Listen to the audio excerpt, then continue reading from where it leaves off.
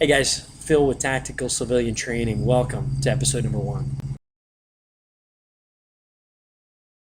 Over the next couple of episodes, we're going to be talking about basic problems that folks have when they go to the range, whether they're shooting high, whether they're shooting low, and then a few episodes down the road, we're going to talk about how to fix those problems. It's really fairly simple to fix the problem. And today, I want to talk about recoil anticipation.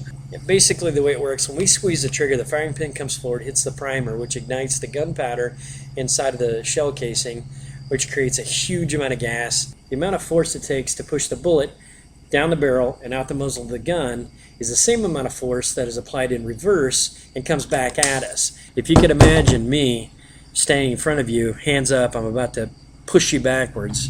The body's natural reaction to that is simply to lean forward into it, kind of lean into it and absorb that blow so that we don't fall backwards on our ass, right? And so what we end up doing is basically the same thing. We've got our good grip on the gun, and right as we're squeezing the trigger and right as we know or we think that the trigger's about to fire, we kind of lean into it just a little bit. We kind of push into it just a little bit. Sometimes it's just a little bit of a nudge, but just enough to throw that bullet off. And the further back that we are when we do this, the further the bullet is going to go from where we were aiming to where it actually hits on the target.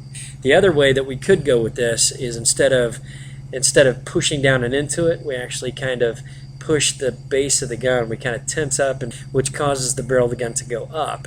Just as we're about to squeeze that trigger, it goes up just a touch, causes our bullets to go up a little bit higher than what we were aiming at on the target. So there it is, recoil anticipation. That's what it's all about. That's what's happening. So if your bullets are going a little low or a little high from where you're actually aiming at on the target, probably going to have to do with recoil anticipation. Stay tuned for another episode when we actually get into how to fix these problems. And I appreciate you watching. If you guys have any questions or comments, leave them right down there. Hit that subscribe button right there. All right, thanks for watching. I'm Phil with Tactical Civilian Training.